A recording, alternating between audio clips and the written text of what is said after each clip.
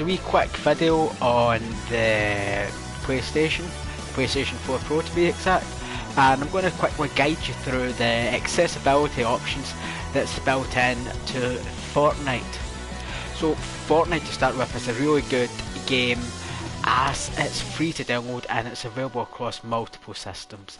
So you can get it on the PlayStation 4, you can get it on the Xbox, you can get it also on iOS and Android devices, and also on PC. And a lot of the accessibility options are the same across the devices. So today I'm playing this on the PlayStation 4, and this is my secondary account for playing Fortnite. I've usually played on the Xbox One. But here we go, we'll start with the accessibility options. So if we press the menu button and go to settings, this takes us straight into settings to start with. So what we can do here is straight away we can adjust the brightness of the game, so we can decide how bright we want to make the screen. Sometimes, depending on your eye condition, having it brighter can make it easier to see, or having it darker can make it easier to see. It really depends on your eye condition. So play about with it and see how you can make the screen as visible as possible for you. Now the next thing we've got here is colorblind mode. If we turn that on, we can choose these different settings. Now I've got no idea what they mean, but you can play about with them anyway, and you can change the strength of them.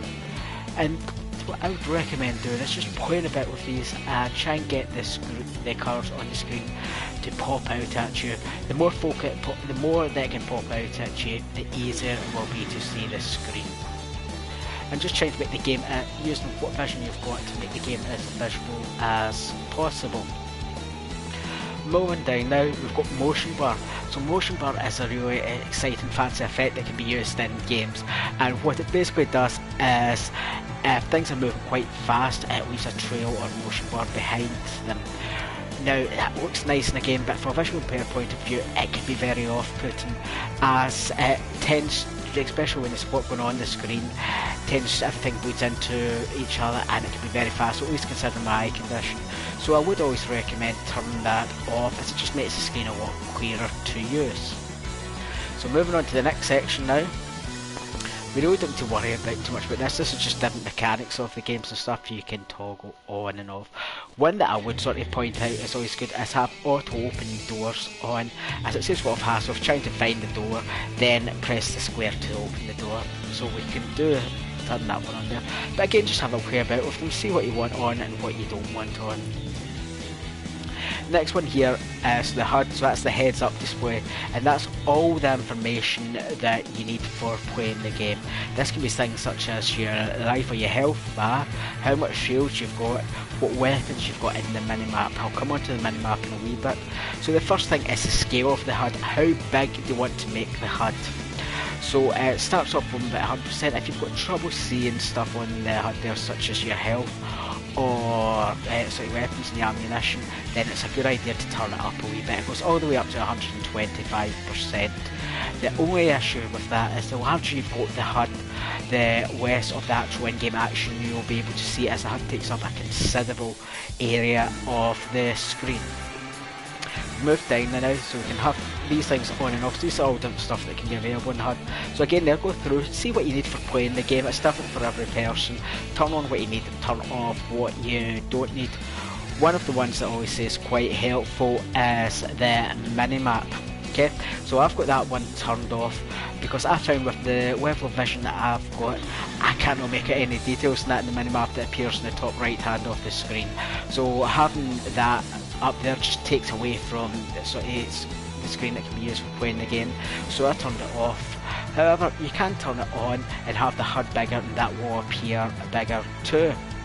So again, just go to reset and see what you want on, see what you want on. There's quite a lot to choose from there. So keyboard and mouse, we don't need to worry too much about that. Your gamepad, we can sort of choose different options from that, as you can see here. One of the ones to sort of point out, especially when it comes to playing the game, is the sensitivity of your thumbsticks. So I've got mine at quite a fast pace there, number 8 I think we've got them at. So that's because I'm quite used to playing Fortnite. and the more you get used to it, you want to be able to move around quickly with your thumb pad in order to see your enemy and to try and take them out before they take you out. However, starting off in the game, having them at a sort of really fast sensitivity makes the game almost unplayable because you're not used to moving around that speed, not used to even the screen moving around. So I sort of put them back down at normal or slow, so that would be number 3 or 4. Okay? Now moving on to the audio.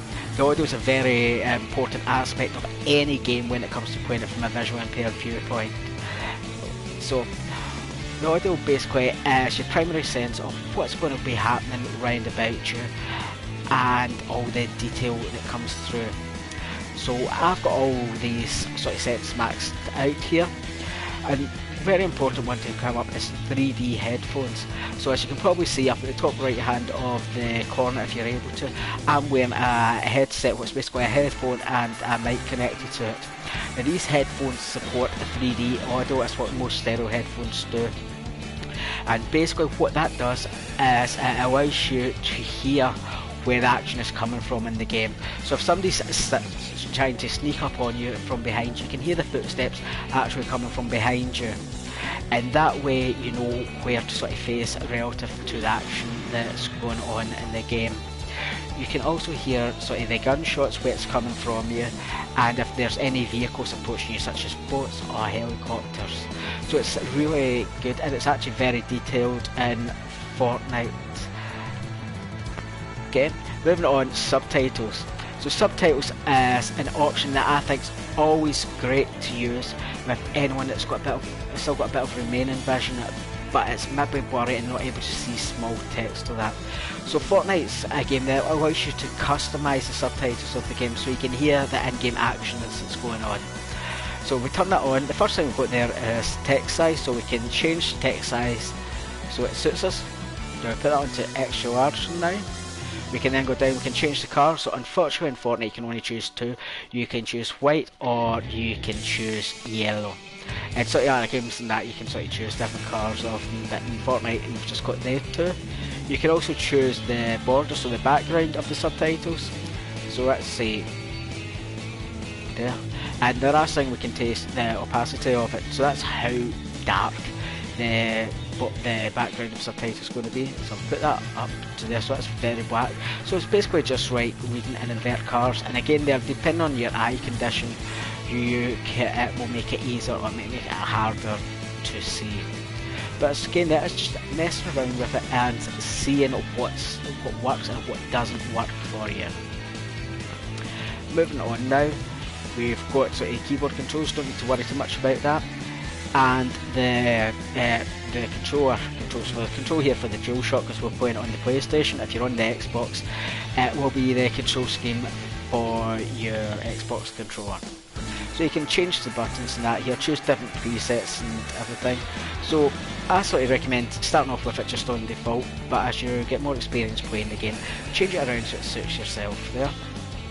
And that's basically us. That's all the different options that's available to make Fortnite sort of usable from a visual impaired viewpoint.